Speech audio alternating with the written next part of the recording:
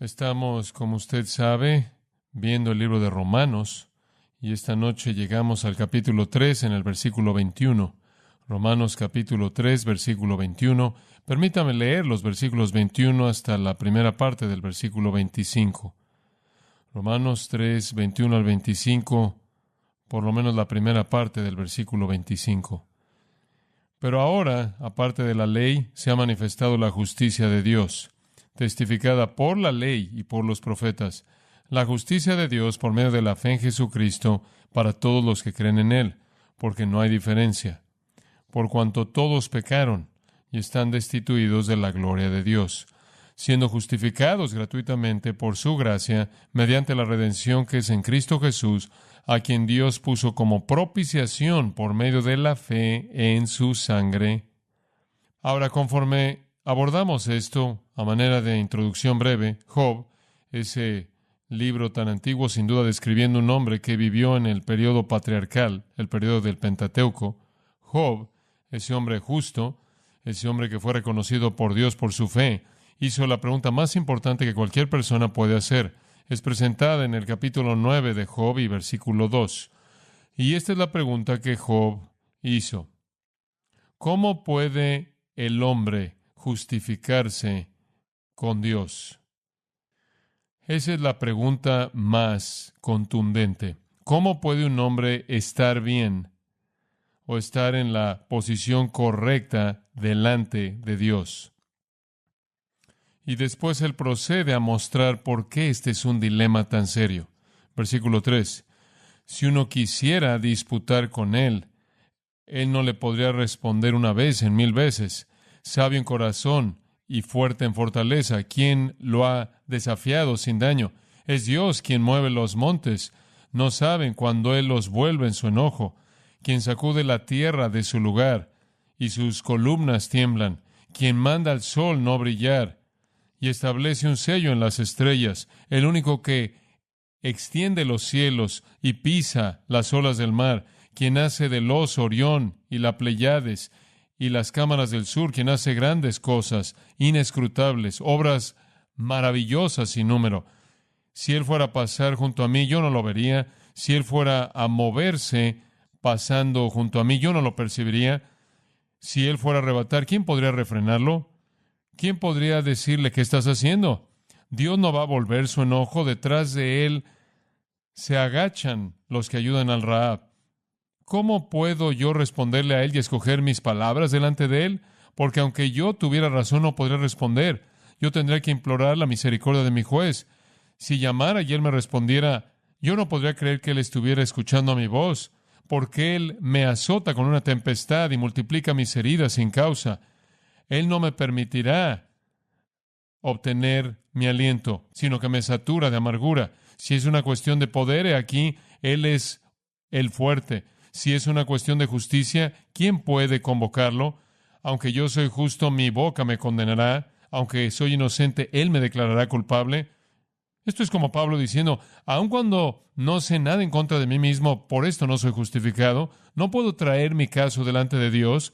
Aquí está un hombre, esto es Job, con un sentido de su condición perdida, con un sentido de su insignificancia, con un sentido de su culpabilidad, su vaciedad, temiendo la muerte, estando aterrado del castigo en manos de un Dios santo que no puede con éxito presentar su defensa, aun cuando él dice, he escudriñado mi vida y no puedo ver nada de pecado continuo. Sé que no soy por mi propia percepción justificado así debido a que mi percepción es tan limitada. ¿Cómo puede un hombre estar en una posición correcta con Dios? ¿Cómo es que usted llega a estar bien con Dios? Dios es santo, Dios es un juez, y Dios castiga a los pecadores, y Dios castiga a los culpables que son pecadores. ¿Cómo puede eso cambiar? ¿Cómo puede un hombre estar bien con Dios, y particularmente un Dios como este? Un Dios quien va mucho más allá de mí. Y claro, como usted o yo, Job pasa por toda una lista de las cosas que son verdad acerca de la inmensidad de Dios, como yo, este individuo frágil, débil, no importante, puedo establecer justicia delante de un Dios tan grande y glorioso y santo. ¿Cómo puedo yo, por lo tanto, escapar de su juicio? Esa, por cierto, es la pregunta básica que toda religión intenta responder. Esa es la pregunta básica que toda religión intenta responder. Toda religión está tratando de responder a la pregunta, ¿cómo puedo escapar del juicio de Dios y estar en el lugar de favor de Dios, sea cual sea el Dios de esa religión, y terminar en el lugar correcto cuando muera? Esa es la pregunta universal que la religión de manera universal intenta responder. Y tantas sugerencias se presentan. Pero todas las religiones, de todos los tipos y de todos los géneros, básicamente dan la misma respuesta. Usted puede alcanzar ese estado de estar bien. Usted lo obtiene mediante su atención al ser una buena persona y cumplir con los rituales religiosos necesarios y derechos y prácticas y ceremonias. En todo caso, usted llega a estar en la posición correcta con Dios por algo que usted hace. Ahora, todos van a admitir que Dios es amable hasta cierto punto. Por lo menos Él le va a permitir a usted la oportunidad de tratar de hacer eso. Y en diferentes religiones, la bondad de Dios es más o menos una gran parte de nuestros esfuerzos. Pero al final, todas las religiones humanas inventan lo mismo. Usted hace el esfuerzo por entrar. Pero la Biblia demuestra de manera clara y confirma que nadie jamás estará en una posición correcta con Dios así. Nadie. Nadie va a escapar del juicio y entrar en la bendición. Nadie va a pasar de estar bajo el juicio de Dios y pasar al favor de Dios mediante sus propios esfuerzos, mediante su propio esfuerzo. Entonces, si vamos a encontrar un camino para estar bien con Dios, no va a ser hallado en nosotros. No va a ser hallado en las religiones que inventamos. Si hay una manera de estar bien con Dios, entonces Dios va a tener que determinar ese camino, porque Él es el que ha sido ofendido. Y ahí está el dilema que toda religión intenta responder. Pablo ha mostrado claramente, comenzando en el capítulo 1 hasta el capítulo 3, versículo 20, en donde terminamos la última vez, que nadie puede estar bien con Dios en base al esfuerzo humano. Así es como el versículo 20 termina esa sección entera al decir, por las obras de la ley, ninguno será justificado delante de él. Nadie estará bien con Dios mediante las obras de la carne. Eso es guardar la ley moral de Dios o algún tipo de ceremonia. De hecho, toda la raza humana se queda corta. Todos están bajo pecado. Capítulo 3, versículo 9. Judíos y griegos, todos están bajo pecado. Y Romanos 1:18, la ira de Dios se revela desde el cielo en contra de toda injusticia. Entonces, todos son injustos, todos están bajo pecado y por lo tanto todos están bajo juicio y nadie tiene la capacidad en sí mismo de cambiar esa situación sin importar cuán moral él intente ser o cuán religioso sea. Esa es la condenación de los capítulos de apertura. Entonces, no hay manera en la que un hombre alcance la justicia por sí mismo.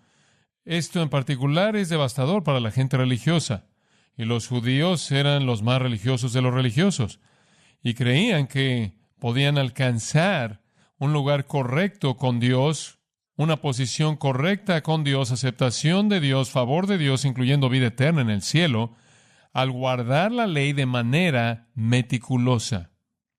Bueno, eso es exactamente lo que Pablo quiere disipar. Bueno, pregunta usted, ¿de qué sirve la ley? Entonces, si usted no puede por la ley ser hecho justo, recto. Bueno, Pablo ya ha respondido eso, ¿no es cierto? No somos hechos justos por la ley, de regreso al capítulo 3, versículo 20, sino que más bien porque por medio de la ley es el conocimiento del pecado. Entonces el propósito de la ley no es salvar a alguien, es condenar a todo mundo. El propósito de la ley no es mostrarle cuán bueno es usted, sino mostrarle cuán malo es usted. Y claro, la ley presenta demandas máximas. Sed santos porque yo soy santos.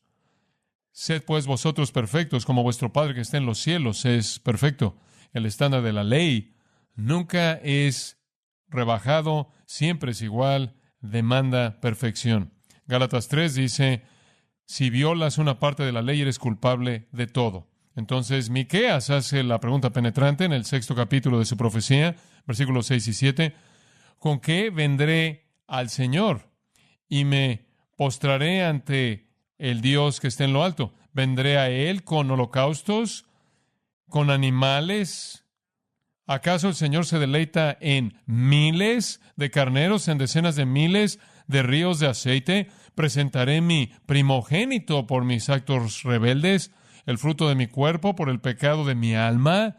¿Dios quiere animales? ¿Debo entregar a mi bebé? ¿Acaso eso satisfacerá a Dios? ¿Acaso eso va a ganarme una relación con Él? El camino a Dios no es mediante el sacrificio humano religioso más extremo. El sacrificio animal hasta el sacrificio humano, ofrecer el fruto de su cuerpo, su propio hijo, como si eso de alguna manera apaciguara a Dios, como se decía, usted recordará, por aquellos que adoraban a Moloch. Entonces, todos los pecadores, y eso significa todos los humanos, están bajo juicio. Todos los pecadores son incapaces por igual, por sus propios esfuerzos, moral y religiosamente, de ganarse el favor con Dios. Los estándares de la religión verdadera son perfección divina. Esa es la única cosa que Dios acepta y no podemos alcanzar eso. Esa es la razón por la que hemos estado aprendiendo que en la apertura del capítulo 3 tiene la intención de callar al mundo entero. Regrese al versículo 19. Porque todo lo que la ley dice, se lo dice a aquellos que están bajo la ley, para que toda boca sea callada, toda boca sea callada. No hay defensa, no tiene nada que decir, y todo el mundo sea responsable o culpable delante de Dios. Antes en ese capítulo, Pablo, citando el Antiguo Testamento, dijo, no hay justo ni aun uno. Entonces, la situación del hombre es oscura, es de desesperanza, en sí mismo no tiene esperanza, en su religión no tiene respuesta real. Él va camino al juicio divino y no hay remedio. La ley únicamente lo condenará. La ley no le ayudará, la ley lo maldecirá, la ley va a pronunciar una sentencia de muerte sobre él. ¿Qué esperanza tiene él? Y después usted llega al versículo 21. Y las primeras dos palabras son una transición de esperanza a la que le damos la bienvenida. Pero ahora. Hemos tenido suficiente de lo horrendo de los 3 capítulos de apertura. Ahora necesitamos algo de esperanza. Pero ahora, literalmente en estos tiempos actuales, un momento muy crucial en la historia redentora. Esta es la plenitud del tiempo. Y en este tiempo, fuera de la ley, la justicia de Dios se ha manifestado. Exactamente cuando el hombre necesitaba justicia, apareció en la plenitud del tiempo, en este tiempo actual, ahora. Hablando de la era del Nuevo Testamento y la llegada, claro, del Señor Jesucristo, una justicia, la justicia, literalmente, de Dios ha sido manifestada. La justicia del hombre es inepta. Si vamos a estar bien con Dios, necesitamos otra justicia que no sea la nuestra. Debido a que no podemos ser justos por algo hecho del lado humano, la única manera en la que podemos ser justos es por algo que se nos dé del lado divino. Necesitamos una justicia igual a la justicia de Dios. La única justicia que es igual a la justicia de Dios es la justicia de Dios. Buenas noticias, aparte de la ley, la cual únicamente puede condenarlo usted, la justicia de Dios se ha manifestado. Esta es la única solución. Una justicia tiene que descender a nosotros, una justicia que está fuera de nosotros. Dios mismo tiene que venir a rescatarnos. Dios tiene que darnos una justicia que está fuera de nosotros, por encima de nosotros y que va más allá de nosotros. El mismo que dio la ley para condenarnos también debe darnos la justicia para salvarnos. Esta es la ley del Evangelio glorioso de Jesucristo brillando en nosotros. La justicia que usted necesite, que yo necesito para ser salvo, Pablo dice, viene de Dios. Es la justicia de Dios mismo. Me acuerdo de Isaías 45:8 que dice, descienden ustedes cielos de arriba, que los cielos derramen justicia. El versículo sigue, que la tierra se abra, que produzca salvación, que la justicia brote junta. Y después cierra, yo, el Señor, la he creado. Esta es la justicia de Dios que desciende a nosotros. Es, como dije, una justicia que está fuera de nosotros. ¿Se acuerda del testimonio del apóstol Pablo en Filipenses capítulo 3? El cual, claro, es algo así. En el versículo 8, todo lo tengo por basura comparado al valor de conocer a Jesucristo mi Señor, por quien he padecido la pérdida de todas las cosas, las tengo por basura para que pueda ganar a Cristo y ser hallado en Él, no teniendo una justicia mía derivada de la ley, sino aquella que es mediante la fe en Cristo, la justicia que viene de Dios en base a la fe. Esta es la enseñanza simple, clara del Nuevo Testamento acerca de la justicia necesaria para salvación, que estuvo perdida literalmente por un milenio más en la historia y que fue recuperada por la Reforma. No desapareció de manera completa. Hubieron personas fieles, creyentes, que entendieron esto a lo largo de esa era, pero la iglesia romana dominante fue edificada y todavía opera en base a que los hombres tienen en ellos suficiente bondad junto con la gracia de Dios para alcanzar una justicia satisfactoria con Dios que los salva. No obstante, esto no es eso. Esta es la justicia que le pertenece a Dios, que desciende de Dios y nos es dada. Es descrita aún más en Daniel 9:24 y el Salmo 119:142 como una justicia eterna. Es Isaías 61 que dice, mi justicia será para siempre. Es una justicia eterna que trasciende todo en el mundo de la experiencia humana. Es el tipo de justicia que cumple la ley. Y en la vida de Jesús es manifiesta. Jesús, siendo Dios, fue perfectamente justo. Él manifestó esa justicia perfecta en su obediencia activa. En su obediencia activa. Él fue perfectamente obediente a la ley. Él nunca violó la ley. Él estuvo sin pecado. Entonces, Él fue el modelo viviente de perfección justa en su obediencia activa. Él también cumplió de manera perfecta la paga de la ley en la cruz en su obediencia pasiva, en donde Él pudo pagar el precio infinito, sufrir muerte y sufrir la experiencia del infierno y resucitar de los muertos. Entonces Jesús es el modelo perfecto de justicia en el sentido de que Él vivió una vida perfectamente justa e inclusive modela la justicia conforme demanda un castigo y Él cumplió ese castigo al morir en la cruz. El tipo de justicia entonces que es mostrado en la justicia activa de Cristo, en su perfección, es el tipo de justicia que es requerida. Y debido a que no podemos alcanzarla, tiene que descender del cielo.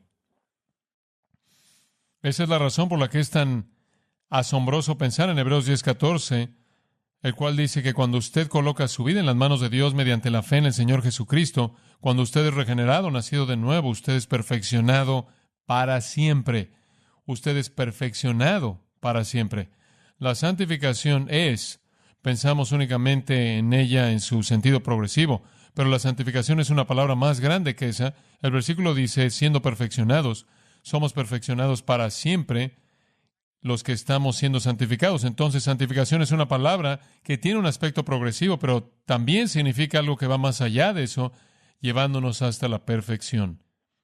Entonces, cuando pensamos en justicia, estamos pensando en una justicia perfecta, justicia divina, aquello que es verdad de Dios y aquello que fue manifiesto en Jesucristo, un tipo de justicia que es perfección misma, el tipo de justicia que es eterna.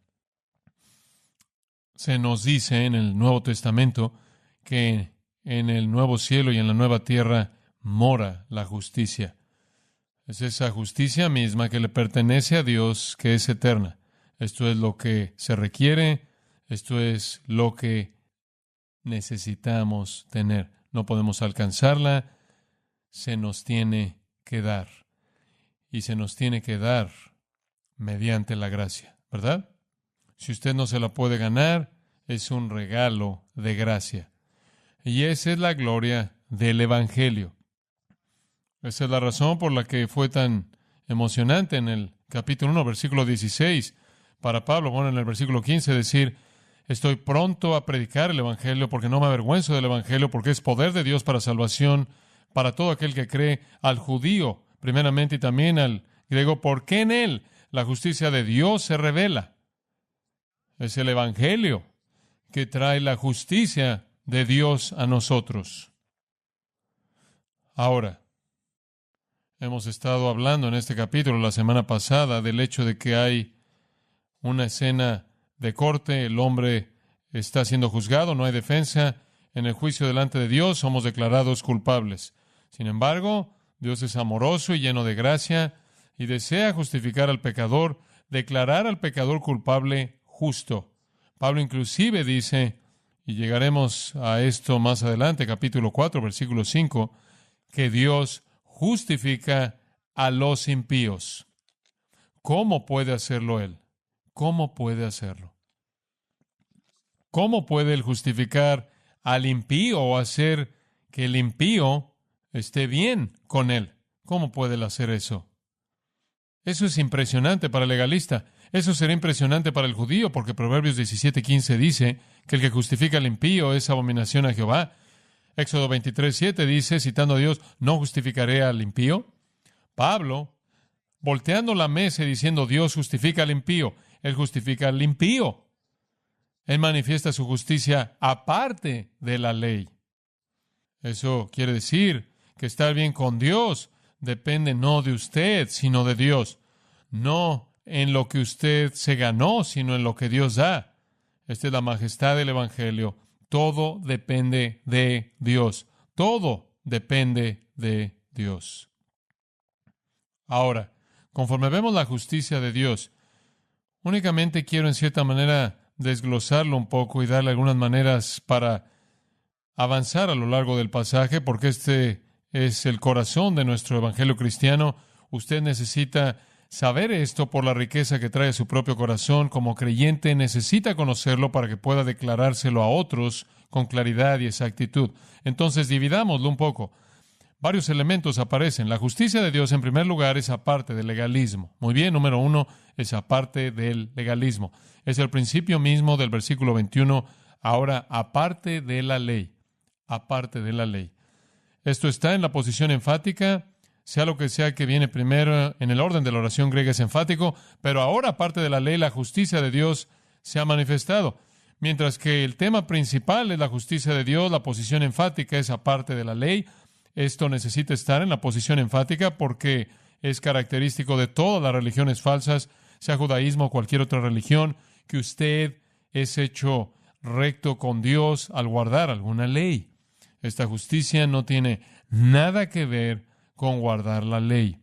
Como leímos de regreso en el capítulo 3, versículo 20, ya que por medio de la ley viene únicamente el conocimiento del pecado, no la justicia. Allí en el capítulo 5, versículo 20, la ley vino para que la transgresión incrementara,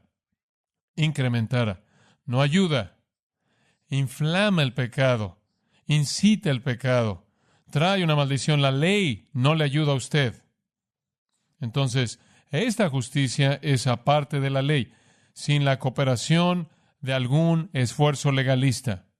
Capítulo 4, versículo 15, la ley trae ira. Lo único que hace es producir ira. En el capítulo 2, él dijo, mientras que los hombres viven, continúan amontonando ira para el día de la ira. Continúa empeorando y empeorando y empeorando entre más viven, y Dios mantiene un registro de cada pecado. Entonces, si alguien va a estar bien con Dios, va a ser de manera total, independiente de cualquier cosa que algún hombre pueda hacer. No puede pasar.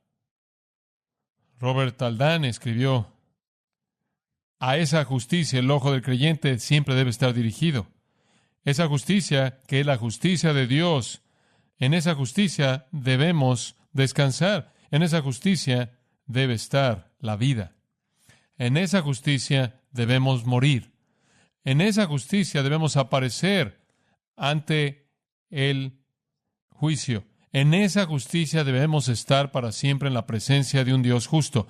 Tenemos que alejarnos de manera total de cualquier tipo de justicia humana. El error más grande sobre el planeta es cometido por personas religiosas al seguir la salvación y el cielo en base a su propia justicia. Esta justicia, la cual es requerida, es aparte de la ley. En segundo lugar, está construida sobre la revelación. No es algo que hasta este entonces se había desconocido. Versículo 21. Testificada por la ley y los profetas. La ley y los profetas es un eufemismo para el Antiguo Testamento. La ley y los profetas simplemente significa el Antiguo Testamento. El Antiguo Testamento nunca prometió que la salvación vendría al guardar la ley. Ese no fue el mensaje del Antiguo Testamento. Pasa al capítulo 4, versículo 3, por un momento. Porque si Abraham fue justificado por las obras, versículo 2, él tiene de qué gloriarse, pero no delante de Dios, versículo 3. Pero ¿qué dice la Escritura? ¿Qué dice? Esto está citando Génesis 15:6. Abraham creyó a Dios y le fue contado por justicia. Se le dio una justicia por parte de Dios en base a la fe. Versículo 7.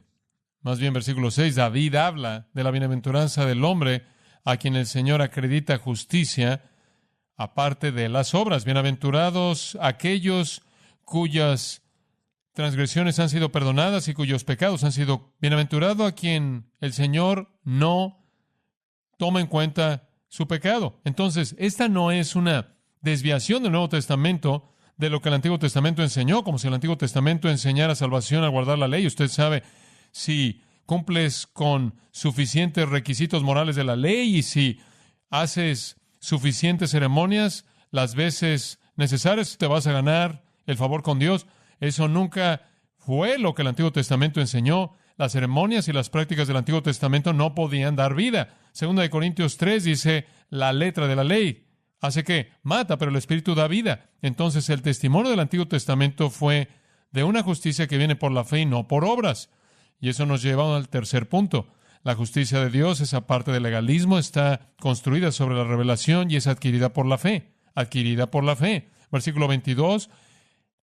Esto es la justicia de Dios, se lo dice otra vez repitiendo del versículo 21, mediante la fe en Jesucristo para todos aquellos que creen, porque no hay diferencia. De nuevo, la justicia no es la justicia del hombre, sino que es la justicia que le pertenece a Dios. No puede ser alcanzada mediante las obras, porque ningún hombre tiene la capacidad de desempeñar, de cumplir la justicia de Dios. No puede venir mediante las obras. Si es la justicia de Dios, no puede ser por algo que hacemos. Y esto es reafirmado aquí. Viene mediante la fe. Mediante la fe. Pase al capítulo 4, versículo 5. Al que no obra, sino que cree en el que justifica al impío, su fe le es contada por justicia. Capítulo 5, versículo 1. Por tanto, siendo justificados por la fe. Efesios 2, 8 y 9. Porque por gracia sois salvos por medio de la fe. Y esto no de vosotros. La fe es el instrumento mediante el cual recibimos el regalo de la justicia de Dios. Es simplemente al creer. Al creer. Hablando de Abraham, en el capítulo 4, versículo 20, dice, y no titubeó en incredulidad, sino que se fortaleció en la fe, dando gloria a Dios, estando plenamente convencido de lo que Dios había prometido, que él podía cumplirlo. Eso le fue contado por justicia. Eso define la fe para nosotros. ¿Qué es la fe? No es incredulidad, sino que es una creencia fuerte que da gloria a Dios. ¿Y cómo es que usted hace eso? Al creer que lo que Dios promete, Él lo hace. Lo que Dios promete está revelado en la Escritura, revelado en el Evangelio. Cuando usted cree en el Evangelio, usted está creyendo en la promesa de Dios. ¿Cómo recibe usted la justicia de Dios? Al creer en la promesa del Evangelio. ¿De qué le dará a usted su justicia si usted coloca su confianza en Cristo? Simplemente creer. Fue verdad de Abraham, fue verdad de David, es verdad de toda persona. Esa es la razón por la que la salvación es llamada el regalo de Dios, no de obras. Efesios 2:9. Habiendo creído, recibimos como un regalo la justicia de Dios dada a nosotros. ¿Creído qué? Creído la promesa de Dios. La promesa de Dios en el Evangelio es una promesa en Cristo. Esa es la razón por la que Romanos 10 dice que la fe que salva viene al oír el mensaje acerca de Cristo. Y después Romanos 10 dice que si confesares con tu boca a Jesús como Señor y creyeres en tu corazón que Dios le levantó de los muertos, serás salvo. Esa es la razón por la que como protestantes siempre decimos la salvación es mediante la gracia únicamente, mediante la fe únicamente, en Cristo únicamente. Sola fide, solo Christus, sola gratia. Esas son las solas de la Reforma. Sola Escritura, la Biblia siendo la única fuente de la verdad del Evangelio. Y también sabemos que existe la fe falsa, ¿no es cierto? Lo hemos repetido en el bautizo esta noche. La gente tiene una fe falsa, es mostrada en el Nuevo Testamento en personas que tienen un interés superficial en Jesús y eventualmente se alejan. Los discípulos, por ejemplo, en Juan 6, ya no andaban más con Él, o sus palabras en Juan 8. Si continuáis en mi palabra, entonces eres mi discípulo real, o 1 Juan 2:19. Salieron de nosotros porque no eran de nosotros, porque si hubieran sido de nosotros, habrían permanecido con nosotros, pero salieron de nosotros para que se manifestara que no son de nosotros. O la parábola de las tierras. La parábola de las tierras, tan conocida por nosotros en el capítulo 13 de Mateo, en donde vemos que la semilla es arrojada al suelo y entra al suelo y comienza a germinar un poco y se aparece en la tierra y después muere. Hay fe falsa. Eso no es verdad en la fe salvadora. La fe salvadora y verdadera permanece. La fe salvadora verdadera crece y florece y se manifiesta a sí misma en evidencias de una vida transformada. Creo que la fe salvadora probablemente es definida de la manera más clara en su sentido puro ahí en el capítulo 6 de Romanos y en el versículo 17. Mas gracias sean dadas a Dios, que aunque erais esclavos del pecado, os volvisteis obedientes del corazón. Aquella forma de enseñanza, de doctrina, a la que fuisteis entregados. Y habiendo sido liberados del pecado, os volvisteis esclavos de justicia. Ahí está la evidencia de la salvación real. Esa es la sustancia real. Ustedes fueron esclavos del pecado. El versículo 16 dice eso. El pecado resultando en la muerte. Mas gracias sean dadas a Dios, que aunque antes eras esclavos del pecado, ahora habéis sido obedientes del corazón. Entonces aquí tiene usted la obediencia emanando de un corazón transformado, demostrado no solo en conocer la enseñanza, sino en estar comprometido con esa enseñanza y ser obediente a ella. Ahora, regrese a Romanos 3 por un momento y recuerde que esta no es fe en algo nebuloso, sino que la justicia de Dios mediante la fe en Jesucristo, fe dirigida a Él. ¿Quién es Él? Esa es la razón por la que dijimos la fe viene por el oír la verdad acerca de Cristo. Usted no puede colocar su fe en aquel de quien no conoce usted. ¿Cómo irán sin un predicador? ¿Cómo predicarán a menos de que sean enviados? Entonces cada uno construye sobre el otro. Es esencial entonces que proclamemos que la justicia está disponible para aquellos que creen en las promesas de Dios en Cristo y por lo tanto, creyendo en las promesas de Dios en Cristo, coloquen su confianza en Cristo. Y para todos aquellos que creen, porque no hay diferencia, judío, gentil, religioso, no religioso, sea cual sea el trasfondo, hombre, mujer, esclavo, libre, no hay diferencia. Pablo presenta esto de manera clara y repetida, ciertamente en Romanos y también en el libro maravilloso de Gálatas. Entonces la justicia de Dios es aparte del legalismo, aparte de mérito personal en guardar la ley, está construida sobre la revelación, no es algo nuevo, es el mismo mensaje antiguo, remontándonos a Génesis 15:6, es adquirida por la fe, y después vimos aquí que es provista para todos los que creen. No hay distinción, porque todos están en la misma situación. Versículo 23, por cuanto todos pecaron y están destituidos de la gloria de Dios. Es para todos los que creen, porque todos están en la misma situación trágica. No toda persona es tan mala como el resto de la gente, pero toda persona está en la misma situación de incapacidad total. Solía ilustrarlo muchos años atrás cuando estaba hablándole a jóvenes al decir, no todos saltamos igual de bien, ni tan alto ni tan lejos. Solía estar en el salto a distancia y en el salto de altura cuando estaba en la preparatoria de la universidad, y podía saltar más lejos que algunas personas y no tan lejos como otras personas.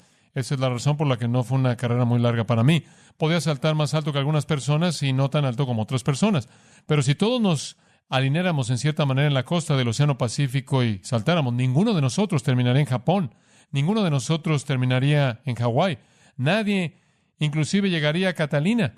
Eso simplemente va más allá de nuestra capacidad. O si quizás, inclusive de manera más dramática, todos decidiéramos estar de pie al borde del Gran Cañón y el objetivo fuera saltar al otro lado, todos estaríamos en lugares diferentes en el fondo, pero todos igualmente muertos. O si usted quisiera hacer la misma analogía desde el punto de vista de altura, no todos nosotros tenemos la misma altura. Algunos de nosotros somos más bajos de estatura y otros más altos, pero en relación a la estrella más cercana, estamos a una distancia relativamente infinita.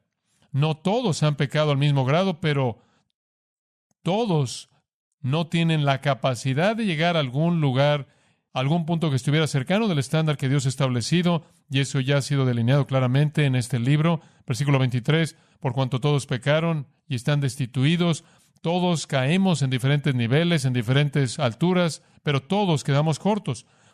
Quedamos cortos de la gloria de Dios. La gloria de Dios simplemente es una manera de definir la justicia de Dios, la perfección de Dios, la santidad absoluta de Dios. No nos acercamos, ni siquiera nos acercamos. Entonces todos estamos en el mismo predicamento.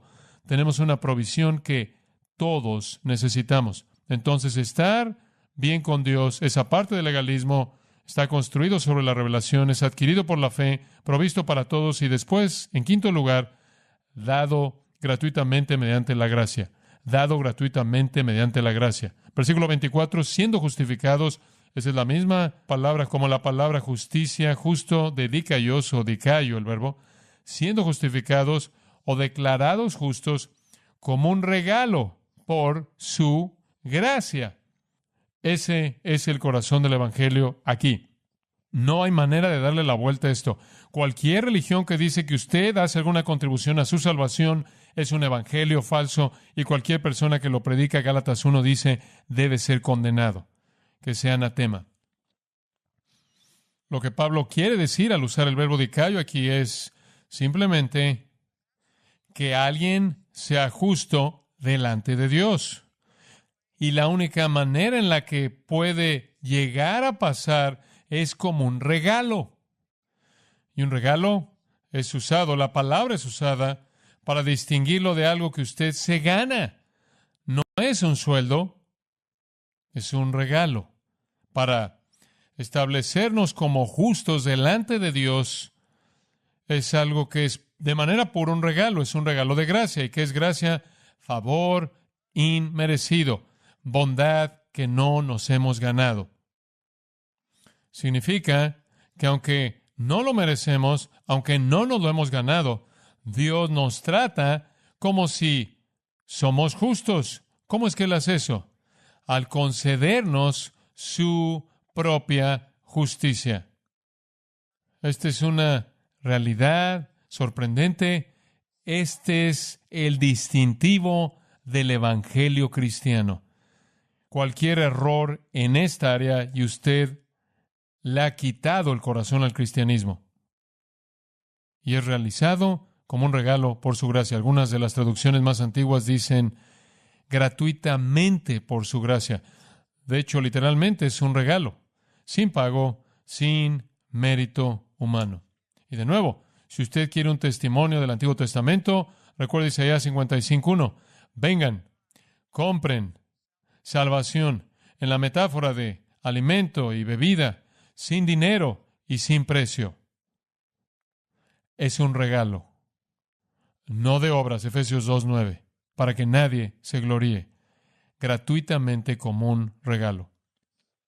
Esta misma palabra regalo, o don o dádiva, es usada en el Evangelio de Juan, hablando de Cristo de ser castigado sin causa. Es usada en Gálatas 2:21 para referirse a Cristo muriendo sin una razón. Eso es exactamente lo que significa. Se nos es dada la justicia sin una causa en nosotros mismos, sin una razón en nosotros mismos, puramente por su gracia. Pablo usa el término charis más de 100 veces en sus epístolas, y es por gracia. Pero no fue barata. Mientras que esta salvación, esta rectitud con Dios es, aparte de la ley, está construida sobre la revelación, es adquirida por la fe, es provista para todos, es dada gratuitamente mediante la gracia, requirió un gran precio. Ese es el sexto punto. Requirió un gran precio. Observa el versículo 24. Mediante la redención que es en Cristo Jesús, a quien Dios mostró públicamente como una propiciación en su sangre mediante la fe. Redención significa rescatar mediante el pago de un precio. Nosotros no pagamos, es un regalo. Pero alguien paga. Alguien compra el regalo. Cuando usted recibe un regalo, usted no paga. ¿Sabe una cosa? Yo podría ser una de las personas más dotadas, no en el sentido de que estoy hablando de mí mismo como ser dotado, sino en el sentido de que estoy hablando de que otras personas me den un regalo a mí. Yo recibo tantos regalos. Recibo todo tipo de regalos. Simplemente esta mañana se me dieron varios regalos, lo cual es un domingo típico para mí. Recibí una hermosa chamarra, una especie de saco o algo. Este es el emblema de las fuerzas militares que operan en Guantánamo, en la costa de Guantánamo, debido a que uno de los hombres estuvo en nuestro servicio esta mañana y me escucha predicar todo el tiempo a través de su computadora, lo que sea. Y él quería agradecerme al darme su abrigo, su saco. Alguien más se me acercó esta mañana y me dijo, observe esto. Él dijo, este es un vertebrado de 70 millones de años de antigüedad. Y después él se rió y dijo, por lo menos eso es lo que me dijo y me gustaría que lo tengas. Se veía de manera clara como un vertebrado. 70 millones de años de antigüedad, no. Y entonces lo añadí a mi colección de colmillos. Tengo colmillos de mastodontes que fueron extraídos de la parte norte de Rusia, en la tundra, ahí en el círculo ártico. Y cuando desenterraron los mastodontes que estaban ahí, los abrieron y en su estómago hay plantas tropicales. ¿Por qué? Porque ese fue un paraíso tropical como el resto del mundo antes del diluvio, y se ahogaron en el diluvio y en la tundra congelada, ahí por el círculo ártico, ¿no? Lo que estaba en su estómago todavía está ahí. Eso es algo interesante. Tengo un colmillo de un animal que existió alrededor del tiempo de Noé. Por cierto, un hombre ahí quería que lo tuviera y él grabó en el colmillo la forma de un mastodonte. Entonces es un mastodonte que está grabado en un colmillo de mastodonte antes del diluvio. Es un regalo bastante interesante. Recibo muchos regalos bastante interesantes. También tengo muchos regalos que realmente son inútiles, pero recibo arte y todo tipo de cosas que la gente me da y todas son expresiones de amor. Alguien paga por esto. El amigo que me dio el colmillo lo consiguió de un hombre en una choza en el círculo ártico. Sé que alguien paga un precio por el regalo. Ahora, podemos entender eso, ¿verdad? Es gratis para mí, pero la historia de cómo llegó a mí algunas veces es mucho más interesante que el regalo mismo. Mucho más interesante. Algunas veces el precio es muy elevado. Recibí un regalo durante la conferencia de pastores, que era una caja grande, larga, y la abrí, y había ahí un palo. Un palo bastante grande, y pesado. Tan ancho y pesado como un bat de béisbol, de más de 1,80 m de longitud. Y estaba grabado en todos lados, todo tipo de versículos bíblicos grabados, y mi nombre, y grabado, y grabado, y grabado. Una cantidad increíble de trabajo como una expresión de amor. Ahora, la pregunta contundente es, ¿qué hago con este palo grande? ¿Podría caminar de manera lenta y cargarlo? Pero decidí que si me lo llevaba para caminar, acabaría agotado en 5 minutos simplemente al cargar eso. Pero usted entiende, todos recibimos la gracia de muchos, muchos regalos, pero alguien paga un precio profundo por los regalos. Y aquí encontramos cuál es el precio. Tuvo que haber una redención. Tuvimos que ser rescatados, tuvimos que ser comprados. Porque de hecho, recibimos un regalo y nos volvemos un regalo del Padre para el Hijo. Redención es una palabra tan hermosa. Apolutrosis aparece unas 10 veces en el Nuevo Testamento. Siempre expresa la idea de liberación mediante el pago de un rescate. En este caso, somos librados de Dios. Es un concepto interesante. Dios literalmente paga un precio para redimirnos de sí mismo, en el sentido de que Él nos redime de su ira a su misericordia. ¿Quién va a pagar por nosotros? ¿Quién va a pagar el precio por nosotros? Bueno, Él nos dice, la redención que es en Cristo Jesús. El griego inclusive podría permitir la cual es por Cristo Jesús. Entonces, fue el precio que fue pagado por Cristo en la cruz, lo que nos redimió. ¿Cómo podía hacer eso? Versículo 25. A quien Dios puso como propiciación por medio de la fe en su sangre. ¿Qué significa eso? ¿Qué significa propiciación? Propiciar a alguien significa satisfacerlo. Cuando decimos que Dios es propiciado, queremos decir que Dios queda satisfecho. Su justicia es satisfecha. Es una palabra hermosa, hilasterion. Realmente es la idea de que el pecado puede ser borrado porque la justicia es satisfecha. Su uso común era referirse al caporet, el cual era el propiciatorio, la tapa que cubría el arca del pacto en el lugar santísimo, en donde la sangre era rociada en el día de la expiación, y entonces Dios pagó un precio. El precio, sangre sacrificial. La sangre sería la sangre de su propio Hijo, el Señor Jesús. Eso es lo que Él requería. Y entonces Jesús va a la cruz, según 2 Corintios 5:21, Él fue hecho pecado por nosotros. Esto es, Dios lo trató como si hubiera cometido nuestros pecados y lo castigó de manera plena con toda su ira.